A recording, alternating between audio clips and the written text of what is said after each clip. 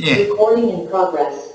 예, 레위기 23장의 초막절,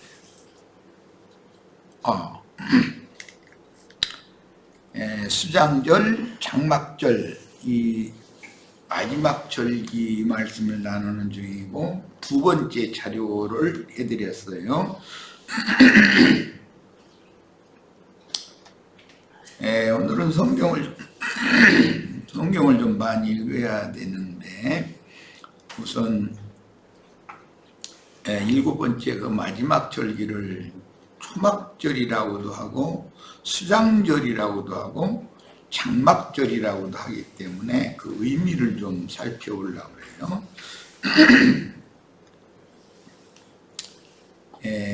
초막절이라는 그런 명칭은 교회 생활에 적용을 하는 거니까 다 같이 성경을 줘서 마태복음 많이들 이제 읽고 뭐 다 아는 뭐 열처녀 뭐 혼인 기다리는 처녀 이야기니까 다들 아는 이야기지만 그래도 적용을 위해서 성경을 읽겠습니다. 마태복음 25장 1절에서 13절까지 읽습니다. 그때의 천국은 마치 등을 들고 신랑을 맞으러 나간 열 처녀와 같습니다. 여기 천국이라고 표현을 했고 천국을 열 처녀로 이렇게 등치를 시켜서 주님이 지금 증거하셨어요. 그들 가운데 다섯은 어리석고 다섯은 현명하였습니다. 왜냐하면 어리석은 처녀들은 등을 가져갈 때 기름을 가져가지 않았으나 현명한 처녀들은 등과 함께 그릇에 기름을 가져갔기 때문입니다. 여기 등이 나오고 그릇이 나왔어요. 등에는 불을 켤 것이고 그릇에 별도의 기름이 있어야 그 등자 안에 기름을 계속 공급할 수가 있기 때문에 등과 그릇이라는 이 용어를 잘 생각하시면 영과 혼을 등과 그릇 이렇게 표현을 하신 거예요. 5절 신랑이 더디오는 동안 그들 모두가 졸다가 잠이 들었는데 한밤중에 보십시오 신랑입니다. 맞으러 나오십시오라고 외치는 소리가 나니 그 처녀들이 모두 일어나 자기의 등을 손질하였습니다. 이건 거듭난 영을 신부단장 이렇게 말하는데 손질이라는 말은 단장한다 이런 말이에요. 속사람을 단장한다 그 말이에요.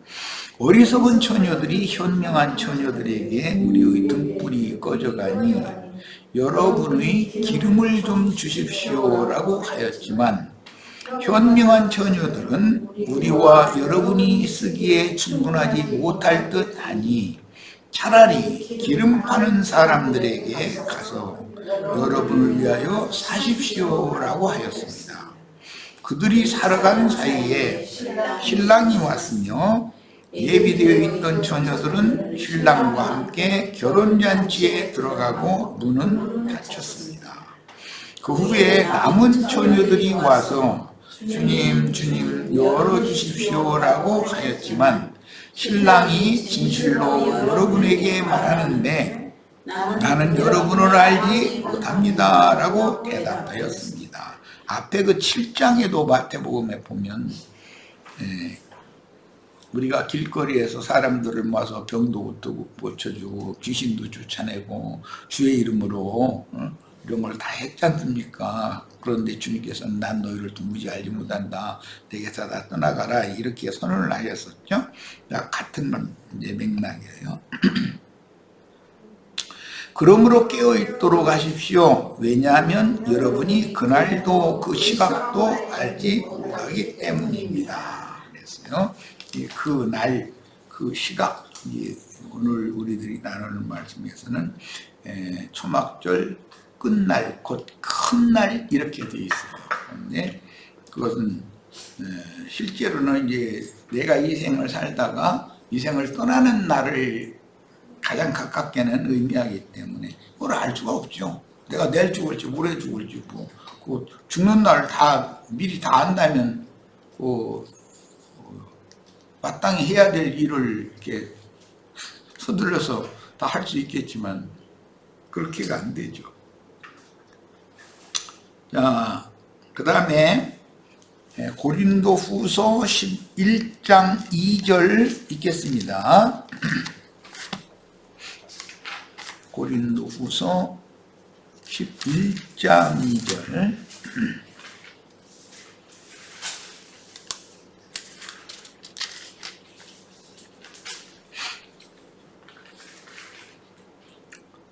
내가 하나님의 질투로 여러분에게 질투합니다. 왜냐하면 내가 여러분을 한 남편이신 그리스도께 순수한 한 처녀로 드리려고 약혼시켰기 때문입니다. 여기는 개인이 신부라는 뜻이 아니라 교회는 또 한 세 사람 단체적인 더 크고 온전한 하나님의 참장막이다 이렇게도 표현하고 하나님의 집이기 때문에 교회를 그리스도께 중매하는 얘기를 지금 하는 거예요. 그런데 우리 개인은 교회에 있는 각 지체들이 돼야 되겠죠. 당연히 그런 표현이에요. 그러니까 개인적인 면도 있고 단체적인 면도 있다. 이걸 이해를 먼저 하셔야 되겠어요. 자, 그 다음에 수장절이라고도 표현을 하는데 이건 교회에서 추수된 알곡, 첫 열매, 어린 양의 신부라고 했고 계시록에서는 거룩한 성 새 예루살렘이라고 표현을 했어요. 자, 계시록 이제 들어갑니다. 14장 1절로 5절 읽겠습니다.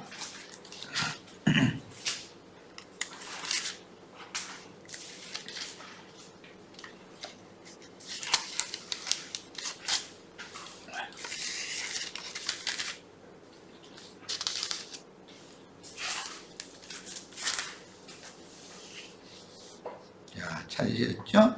또 내가 보니 어린 양께서 시온산에 서 계시고 그분과 함께 14만 4천 명이 서 있는데 그들의 이마에는 어린 양의 이름과 그분의 아버지의 이름이 기록되어 있었습니다. 내가 하늘에서 나오는 한 음성을 들었는데 많은 물소리와도 같고 큰 천둥 소리와도 같았습니다. 내가 들은 그 음성은 수금 연주자들의 수금 타는 소리와도 같았습니다. 그들이 보좌 앞에 네 생물과 장로들 앞에서 새 노래를 부르니 땅에서 값을 치르고 사온 14만 4천 명 외에는 아무도 그 노래를 배울 수 없었습니다. 그들은 여자들로 더럽힌 적이 없는 순결한 아들입니다. 여기 여자들이라는 건 많은 불리하는 큰 음녀를 말하는 거기 때문에 음력교계에 속한 세속교계의 교리들로 더럽히지 않았다는 말이니까 이세벨의 교훈으로 더럽히지 않았다라는 말이라고 이해하면 되는 거죠. 그들은 어린 양께서 어디로 가시든지 그분을 따라가는 사람들이며 하나님과 어린 양께 첫 열매로 드려지도록 사람들 가운데서 사온 이들입니다. 이 첫 열매, 처음 익은 열매 한 단이라고 하는 거는 이미 여러 번 말씀드렸었어요. 그러니까 구약 시대를 종결할 때에도 즉 초대교회의 기초가 되신 120명이 처음 익은 열매들이었었죠. 그런 것처럼 교회 시대를 종결하고 오는 새 시대인 그 천년의 그 나타날 메시아의 왕국의 그 그루터기들도 또 처음 익은 열매 한 단이 들 거고 그들이 단체적으로 어린 양 신부로 시온산에 계신 어린 양께 신부로 올라간다, 그 말이에요. 첫 열매로 드려지도록 사람들 가운데에서 사원이들입니다. 여기 사람들이라는 건 이 세상 사람들을 말하는 것이 아니고, 세상 사람들은 짐승이라고 그러죠. 바다 짐승, 땅의 짐승 이렇게 표현해요. 일단 믿는 이들 중에서도 이기는 자들로, 처음 익은 열매로 추수된 자들이다, 그런 말이에요. 자, 그들의 입에서는 거짓말이 발견되지 않았습니다. 그들은 흠이 없습니다, 그랬어요. 자, 이번에는 14장의 14절로 16절. 이들이 구체적으로 누군가 이제 거기 설명이 나오죠. 자, 14절에서 16절. 또 내가 보니 흰 구름이 있었고 그 구름 위에는 사람의 아들과 같은 분께서 머리에 금벌유관을 쓰시고 손에 예리한 낫을 가지시고 앉아 계셨습니다. 구름 위에 계신 거예요, 지금 주님께서. 또 다른 천사가 성전에서 나와서 구름 위에 앉으신 분께 큰 음성으로 부르짖었습니다. 주님의 낫을 대시어 곡식을 거두십시오. 이 곡식은 무슨 곡식이겠어요? 처음 익은 열매의 한 단을 먼저 거두는 거예요. 그 얘기예요. 땅의 곡식이 익었으니 거둘 때가 되었습니다. 구름 위에 앉으신 분께서 낫을 땅에 휘두르시니 땅의 곡식이 거두어졌습니다, 그랬는데 여기 땅의 곡식이 거두어졌다는 것은 앞에 14장 1절에서 5절에 이미 나온 어린 양에서 계신 시온산 위에 올라간 14만 4천을 지금 구체적으로 설명을 좀 이렇게 하는 거예요. 자, 이번에는 계시록 19장 7절로 9절을 보겠습니다.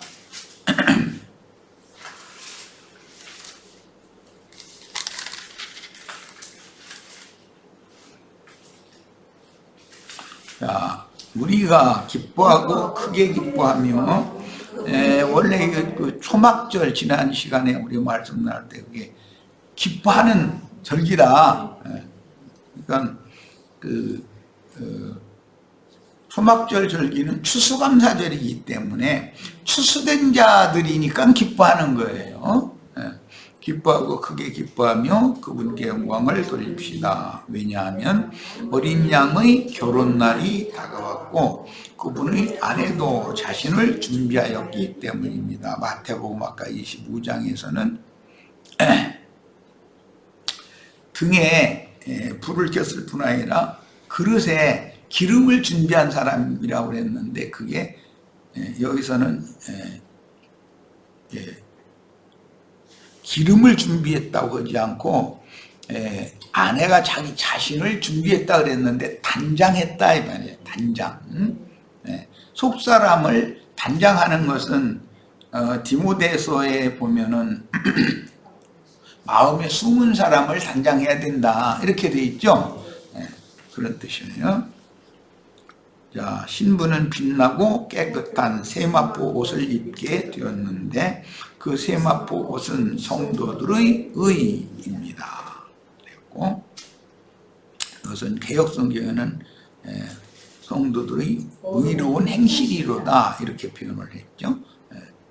자, 그 다음에 그 천사가 또 나에게 말하였습니다. 기록하십시오. 어린 양의 결혼잔치에 초대받은 그들이 복이 있습니다. 그들은 실제는 처음 익은 열매들인 거예요. 그는 또 나에게 말하였습니다. 이것은 하나님의 참된 말씀입니다. 이렇게 했어요. 세상에는 많은 여러 부류의 교회 모임들이 있고 계시록 2장 3장에서는 아시아에 있는 7 교회들로 다 대표가 됐지만 모든 교회들마다 이기는 자들만 거둬가시는 거예요. 그게 처음 익은 열매의 한 단이란 말이에요. 자, 이런 개념을 이제 이해를 하셔야 되겠습니다. 있습니다. 그 다음에 이제 계시록 21장 2절을 봅니다.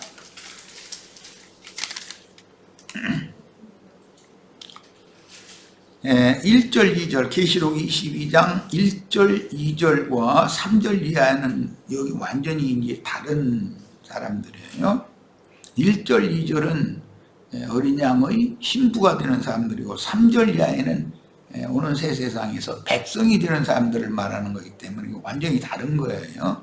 자, 21장 1절, 2절 읽습니다. 또 나는 새 하늘과 새 땅을 보았습니다.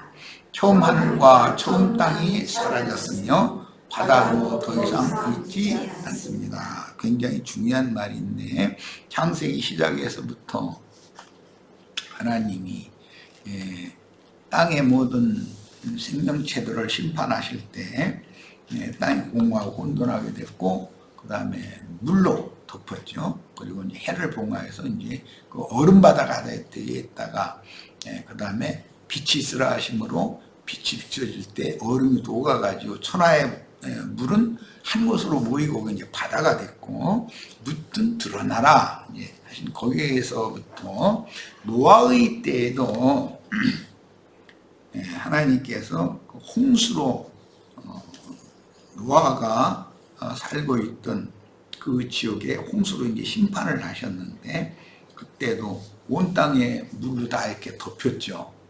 덮였는데 노아가 그 물 위에서 살아남을 자들을 위해서 방주를 지어가지고 방주 안에 들어온 사람은 살아남는 것이고 나머지는 홍수 심판을 받아서 다 이제 휩쓸려 가는 것이고 이렇게 역사상에 그런 일이 있었고 최후로 방주가 아라랏산에 흉흉한 파도를 큰 바다를 건너서 아라랏산에 방주가 도착을 했는데 이것은 이제 신약의 용어로는 어린 양에서 서 계신 시온산에 이제 도착을 한 거예요. 그것은 새 영과 새 마음을 받은 사람들이기 때문에 새 하늘과 새 땅에 도착을 한 것이죠. 아라랏 심판의 세상 처음 하늘과 처음 땅은 심판이 되었고 이제 아라랏산의 방주를 통해서 도착된 사람들은 다 새하늘과 새 땅에 온 사람들이에요. 이런 것은 반복해서 말씀이 이렇게 기록이 되고 있어요.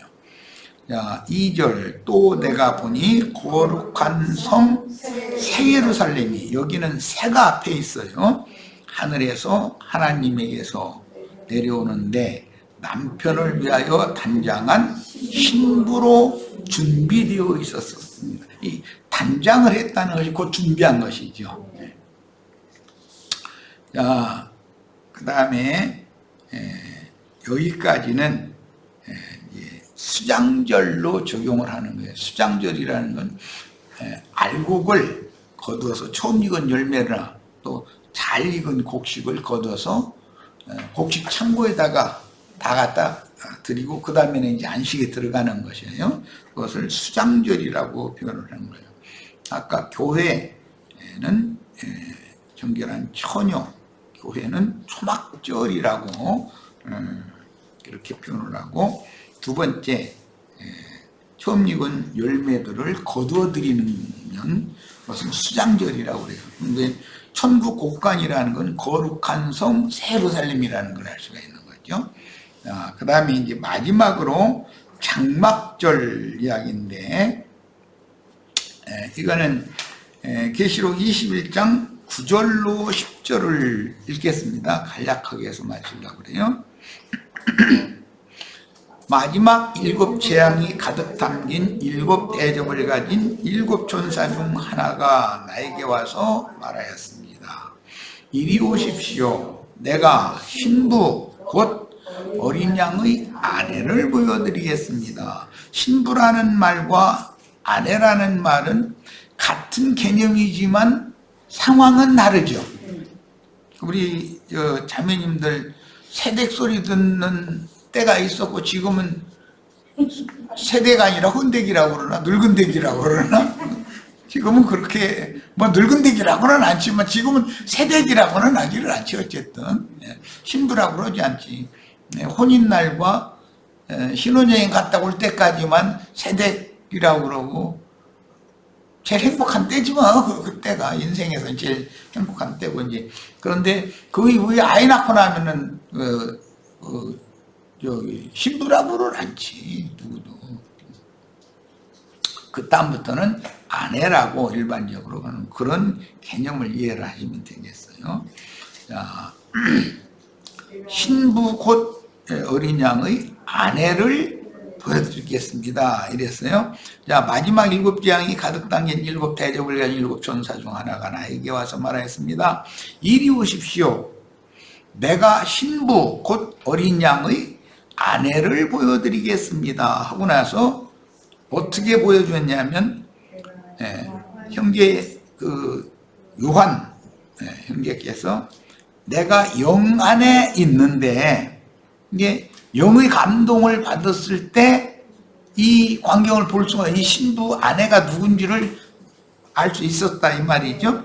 천사가 나를 데리고 크고 높은 산으로 올라가서 하늘에서 하나님에게서 내려오는 거룩한 성 새 예루살렘을 나에게 보여주었습니다. 그랬는데 여기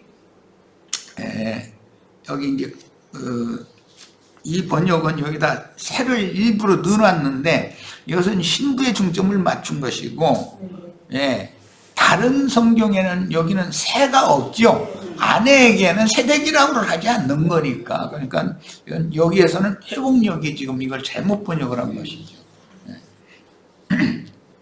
자, 처녀가 있고 신부가 있고 아내가 있다. 처녀는 교회, 신부는 거룩한 성 예루살렘, 아내는 거룩한 성 예루살렘, 이렇게 구분이 되는 거예요.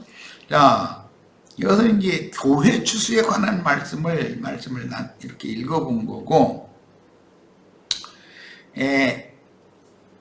성 안에 들어갈 권세를 받은 자들만 있는 게 아니라 성 밖에 만국이 있죠. 이제 새 세상에서도 성 밖의 만국이 또 있어요. 그런데 그 만국을 누구에게는 10거울, 뭐 누구에게는 5거울, 뭐 이렇게 분배를 해준다는 거잖아요. 기왕이면 내가 그래서 이제 좀 넓은 많은 고울을 차지하는 그런 신앙을 추구를 해야 되겠다라는 말씀을 여러 번을 같이 말씀을 나눴고, 그들이 있음과 동시에 마귀와 그 사자들을 위해서 준비하신 유황불못에 던져질 자들도 있다 하는 거예요. 그러니까 거룩한 성 예루살렘에 들어갈 권세를 받을 자들이 있음과 동시에 마귀와 그 사자들을 위하여 준비해 놓으신 유황불못에 던져질 자들이 있다라는 말은 아브라함의 자손들을 위하여 하늘의 한 성을 준비하셨다. 히브리서에 나오는 말이죠. 자, 그러니까 아브라함의 자손들을 후사들이라는 것은 믿음의 계보를 이을 자들, 그들을 위하여는 하늘의 한 성을 준비하셨는데 그 하늘의 한 성이 거룩한 성 예루살렘을 말한다, 이런 뜻인 거예요.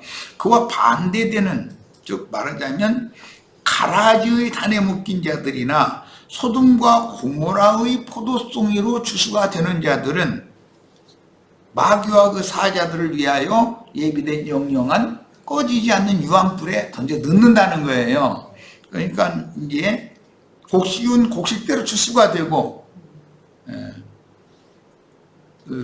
가라지나 불신자들, 이런 자들은 전부 또 그들대로 추수가 돼가지고 이제 그들은 누구는 신부성에 들어가고 누구는 불못에 들어가는데 중간지대 신부성의 바깥에 있는 만국 백성들이 되는 사람들이 있다는 거예요. 그러니까 요 이제 둘로만 딱 나누면 쉬운데, 성 밖에 있을 자들 때문에 혼동이 와요, 지금 교계에는. 그러니까 우리는 왕권을 가진 이기는 자들에게만 들어갈 권세를 주신 거룩한 성 새 예루살렘에 들어가야 오는 세상에 땅의 백성들을 위해서 장막을 쳐주러 주님과 함께 오는 거예요. 실제는 주님이 장막이지만 주님이 혼자 장막이 되는 것이 아니고, 장막이 된다는 것은 내가 그래서 이제 그 룻기에서 보아스 자신이 보아스의 그 겉옷자락으로 룻을 덮어준다는 뜻은, 개인적으로 보면 룻이 보아스의 품 안에서 안식처를 얻은 것이고, 그 말은 실제적으로는 보아스의 집에 들어가는 거예요. 그게 이제 룻이 그렇게 되면, 룻이 보아스에게 이제 혼인을 하게 되면 보아스의 집에 들어가는 거죠. 그러면 그것이 영원한 안식처가 되는 거예요. 이제 그런 개념을 이해를 하시기를 바래요. 자, 우리는 그러니까 오는 세상에 땅의 백성들, 오른편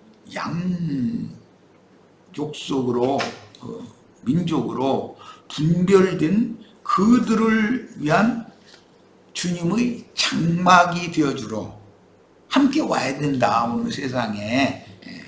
이것이 성경의 진리를, 지금 굉장히 어려운 부분이지만 이런 말씀을 이해를 하셔야 되고, 자, 가라지의 단에 묶이는 이야기는 마태복음 13장에 마지막 때에는 가라지를 심판을 위해서 먼저 단으로 묶는다 이랬죠. 곡식 추수보다도 먼저. 그럼 가라지의 단이 뭔가, 무슨 교단, 교파 뭐 해가면서 무슨 뭐 이러는 그런 집단들은 전부 종교 조직회들이라는 게 한 단식이다. 여러 단이 있는 것이죠. 그런데 보아스의 밭에서 추수되어진 곡식단이 돼야지 가라지의 단에 묶이면 되겠는가.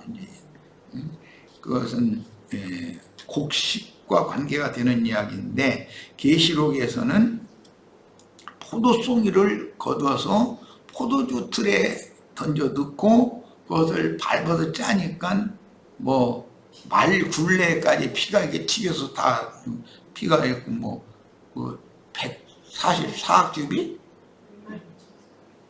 12,000 스타디온 까지 이렇게 막 피의 강수가 흘러가는 이야기를 이렇게 기록이 됐는데, 그 부분 읽어보겠습니다.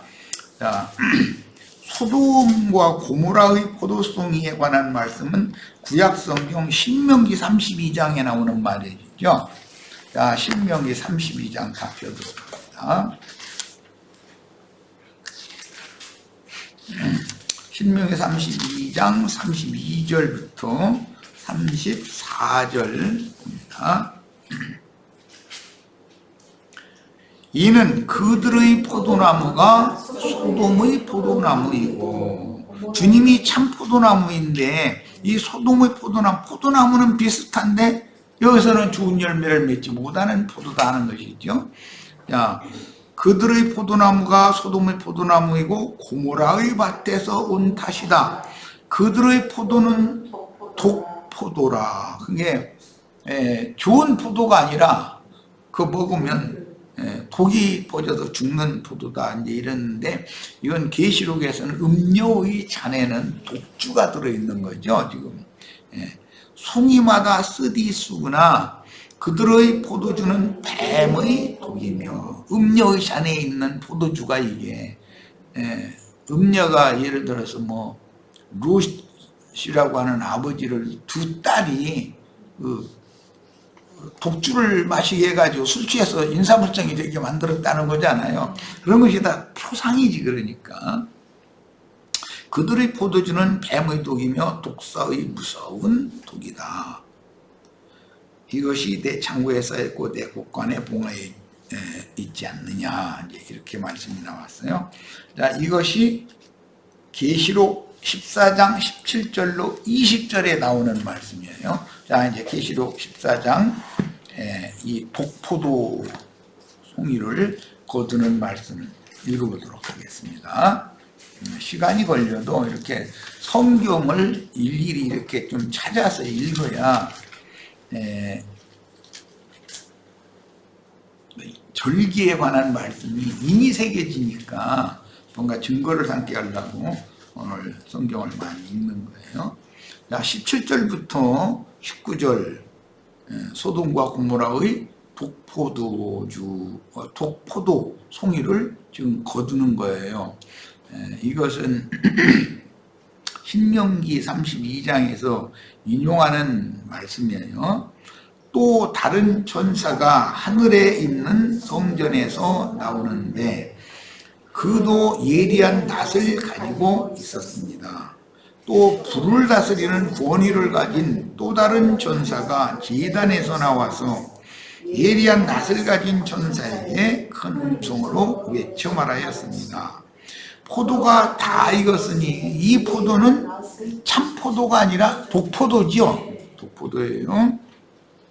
예리한 낫을 대시어 땅의 포도송이를 거두십시오. 이 포도 추수를 한다는 것은 세 번째 마지막 추수를 한다는 뜻이죠. 천사가 낫을 땅에 휘둘러 땅의 포도를 거두어서 하나님의 분노의 큰 포도즙 틀에 던져 넣었습니다. 포도즙 틀이 성 밖에서 밝히고, 여기 성이라는 건 거룩한 성 예루살렘의 밖을 말하는 것이에요. 이것은 예루살렘이 예수님이 하나님의 성 밖에 가서 고난을 받으신 것을 뱀의 사자들, 사탄의 사자들, 뱀의 일꾼들과 그들을 동역하고 있던 음녀가 이렇게 상징이 되어져서 그들을 이렇게 심판한다 이 말이에요. 하나님의 분노의 큰 포도즙 틀에 던져 넣었습니다. 포도즙 틀이 성 밖에서 밟히니 포도즙 틀에서 피가 흘러나와 말들의 굴레까지 닿았고 1600스타디온이나 퍼져나갔습니다. 이렇게 됐어요.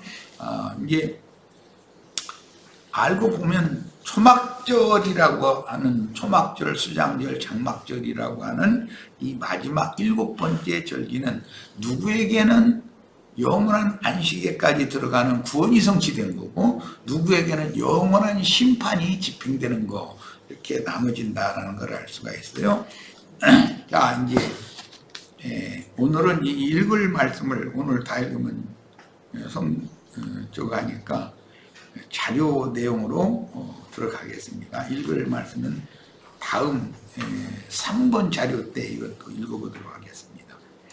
자, 모든 절기 율법은 각자 자기 세대의 구원을 완성하는 과정으로도 적용하고, 즉 개인의 구원으로도 적용한다 이게요. 성경이라는 기본적으로 적용하고, 그 다음에 때와 기한을 정하여 구속사를 경영하시는 하나님의 경륜을 이루는 하나님의 일하심으로도 적용을 한다. 양면 적용을 한다 말이에요. 그런데 개인 적용만 하고 마치면 하나님의 일과는 상관이 없을 수가 있죠. 자칭 신령한 자가 돼가지고서 실제로는 오히려 교만해져가지고 버림받아 버릴 수도 있는 거잖아요. 이런 것을 잘 생각을 해야 돼요. 자, 개인은 구속을 받아서 영이 거듭난 후에 자기 구원을 이루는 교회 생활을 마치면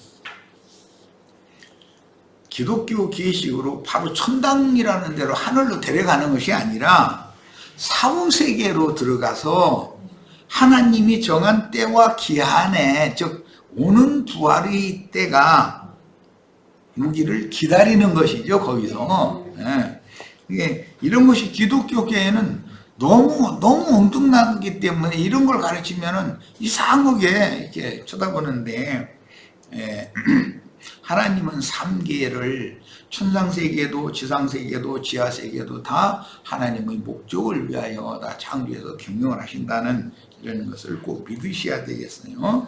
자, 우리가 이 생에서 영의 구속을 받았을지라도 혼의 구원을 이루는 과정을 거친 다음에 몸이 구속을 받으면, 즉 이 육신의 장막이 무너지면 하나님이 정하신 때와 기한이 차기 전에는 사후세계, 죽음의 세계로 들어가서 음부에 들어가서 음부의 낙원에서 쉰다 또는 잔다 이렇게 자는 성도다 이렇게 표현했는데 거기에서 쉬다가 첫째 부활로 일으킴을 받아가지고 영광 중에 나타나서 신부성의 데려감을 받는 과정을 이해를 해야 되는 거예요. 그런데 이제 기성교계에서는 세상 교계 예배당 열심히 잘 다니고 뭐 목사가 하는 대로 11조 헌물도 잘 내고 이렇게 한 그런 신자들은 죽지도 않고 이렇게 공중 구름으로 휴거가 되거나 아니면 죽는다 손치더라도 바로 며칠 후 요단강 건너가 만날이 찬송 이제 듣는 순간에 천당으로 간다, 좋은 데로 간다 이렇게 말을 해요. 그런데 바로 하늘로 가는 것이 아니고 몸의 구속을 받으면 인간의 시간은 자기에게 허락된 각자의 시간이 있죠. 그 시간과 하나님의 시간은 너무 다르죠. 이제 엊그제 우리 민자매님 친구분한테 그거 좀 설명을 하려고 했는데 기회가 없어서 시간이 없어서 그냥 이제 갔는데 이런 것을 꼭 알아야 돼요. 세상의 시간 개념과 하나님의 시간 개념은 절대 같지 않다. 하나님의 시간 개념은 영원부터 영원까지 있기 때문에 하나님은 시작도 없고 끝도 없는 분이라 그래서 원으로 이렇게 표시를 하는 거예요. 그러나 육신의 인간들은 이렇게 일직선도 아니고 점점 점 하나가 나의 세대, 그 다음 세대, 내 아들 세대가 손자 세대 점으로 쭉 연결이 되는 거예요. 그런데 구속받은 성도들은 점이 아니라 줄로 이렇게 연결이 된다. 생명이 흘러가니까. 그런데 이것을 하나님의 세기 시간표로 돌리려면 동그라미로 확 휘어야 되겠죠, 이제. 이것은 점점이 되는 것이 아니라 한 일직선의 선이 주님이 정하신 때와 기한이 있기 때문에 일직선의 선을 영원한 하나님의 시간에 맞추려면 이렇게 휘어가지고 동그라미에다 딱 맞춰야 되겠죠. 기하학 선생님 만났고 쉽게 이해를 시키려고 그렇게 하는 거예요. 초등학교에서 이런 것도 안 가르쳐. 점이 뭐고 뭐 선이 뭐고 원이 뭐고 이런 것도 몰라. 이게 이제 수학의 이제 방정식을 가르쳐야 되기 때문에. 그런데 이런 기본 지식이 있어야 돼. 이제 우리 인생을 살면서도 이런 것을 생각을 해봐야 되는 거죠. 한 점이 나의 한 세대잖아요. 그런데 그것이 하나님의 경륜이 이루어지는 건 아니죠. 하나님의 경륜을 이루기 위한 짧은 나에게 허락하신 한 세대일 뿐이지. 하나님은 긴 시대를 경영하시고 인간은 그 한 긴 시대 중에서 자기의 세대의 구원을 받아야 되는 거예요. 이루어야 되고. 자, 이 말을 잘 이해하시길 바라요. 자, 이스라엘의 7절기 중 마지막 절기인 가장 큰 추수감사절이 초막절인데 초막절, 수장절, 장막절이라고 혼용하여 일컬음으로 이미 그래서 내가 이 문제 때문에 앞에 좀 긴 시간을 들여서 할 수 없이 성경을 다 찾아 읽은 거예요. 말하고자 하는 의미를 이해하라고. 그것은 하나님의 경륜에 맞춰서 나는 성경을 지금 읽은 것이죠. 그런데 나 자신에게만 이걸 적용을 한다면 내가 회개하고 복음을 믿은 이후에 교회 생활을 통해서 나의 혼의 구원을 이루고 그 다음에 나의 생애가 다하는 날 이 장막을 떠나야죠. 떠나면 천당으로 바로 가는 거나 거룩한 성 예루살렘 바로 들어가는 게 아니고 음부의 낙원으로 간단 말이에요. 음부의 낙원으로 가서 언제까지 주 안에서 자야 되느냐, 마지막 나팔 소리가 들릴 때까지라고 이렇게 했는데 그것은 모든 나팔 소리를 통해서 주님이 인간 세상에 오시는데 마지막 세대에도 여전히 나팔 부는 자들이 또 보냄을 받겠죠. 그럼 한 시대가 끝나는 경점이라는 이게 말이다라는 거예요. 그때는 짐승의 때요, 부활의 때다 이거예요. 그때까지 음부의 낙원에서 쉬다가 마지막 나팔 소리가 들리면, 오늘 마태복음 25장에서는 보라 신랑이 이로다 맞으러 나오라, 이제 이 음성이 들리면 자던 자들이 다 일어나서 금갈대를 가지고 청량을 다 해본다는 거예요.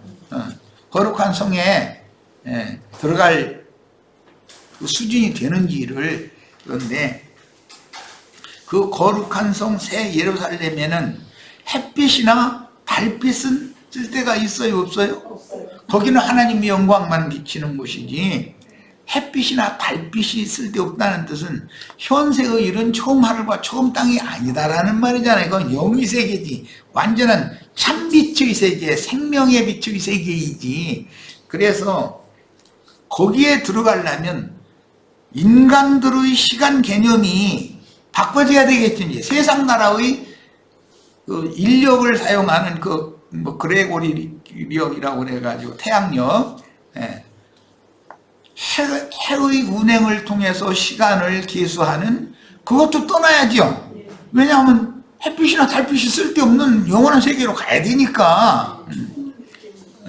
그런데 유대인들은, 안식일교인들은 달의 운행을 가지고서 시간을 계산하는 거잖아요. 그러니까 햇빛도 달빛도 다 필요 없으니까 성수주의를 하라는 말도 쓸데없는 소리고 안식일 지키라는 말도 쓸데없는 소리죠.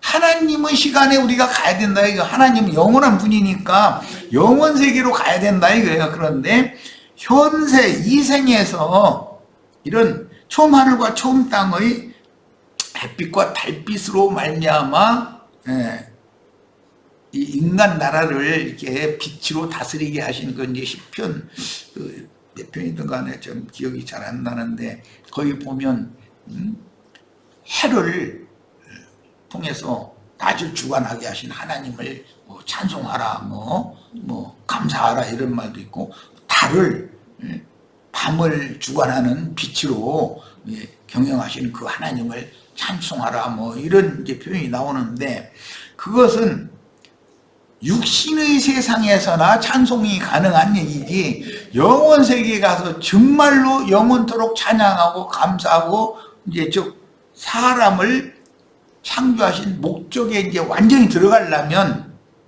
이 생에서 처음 하늘과 처음 땅에 사는 인간들의 시간 개념을 초월해야 된다 이거예요. 이제 아니 기독교 교회에서는 이런 얘기를 하면은 아니 처음 듣는 얘기다 이거요. 어떻게 아니 이 생에 사는 그 70이나 80 사는 이런 것을 초월하라고 그러느냐. 초월해야죠. 초월하지 못하면 거룩한 성 예루살렘 햇빛이나 달빛은 쓸데없는 세계니까 거기로 가려면 이미 현재 내가 이 생에 살아있는 동안에 이걸 초월한 사람이나 죽어도 거기에 가는 것이지, 이 생에서는 햇빛과 달빛의 그 주관을 받아야 되고 그런 것에 의해서 그 시간만 날마다 생각하고 오늘이 며칠이더라, 오늘 뭐 이런 날마다 그 얘기만 하는 사람들은 성수주의를 하느냐 뭐 안식일을 지키느냐 그런 얘기만 날마다 하는 사람들 만나면 나는 답답한데, 내가 이런 얘기하면 그 사람들은 나를 보고 답답하다고 그래. 뭔 얘기인지 모르겠다 이게요. 이 사람 이상하다. 이상할 것이 하나도 없어요. 우리가 예수를 믿음으로 이 생에서 구원을 얻었다는 건 이미 영생을 얻은 걸 말하는 것이기 때문에 내가 영생 안에 있고 내 안에 영생이 있는 사람이나 이 육신의 장막을 벗어도 햇빛이나 달빛이 쓸데없는 영원한 세계에 들어가는 거 아니냐 이 말이에요. 자, 첫 시간 여기까지 해서 일단 마치고 잠시 쉬었다 이어가겠습니다. 지금 하는 말 다 알아들으시겠지 우리 시청자들은. 사람들을 만나면 이런 것을 가르쳐야 돼. 어떻게든지 해서 한 사람이라도 거룩한 성 예루살렘에 참여할 수 있게 해줘야 되잖아. 거기는 햇빛이나 달빛이 쓸데없다는데 계속해서 무슨 해에 따라서 무슨 뭐 날짜 계산을 시간 계산하는 거나 가지고 성수주의를 하냐 마냐 가지고 날마다 따져 쌓고 또 안식일교인들 만나면 그것은 달이 운행되는 거에 따라서 음력이거든. 그걸 가지고 시간이 뭐 안식일을 지키냐 마냐 날마다 이러고 앉았으면 나는 그 사람들이 너무 답답한 거예요. 저 사람들이 거듭났다면 내 말을 못 알아들을 리가 없는데 그러는데 거듭났어도 생명이 너무 어리면 내 말이 어렵기는 어려운가 봐. 아니 사고도 못 들어본 말이니까 어렵죠. 자, 저 시간 여기까지 해서 잠시 마치고 쉬도록 합니다.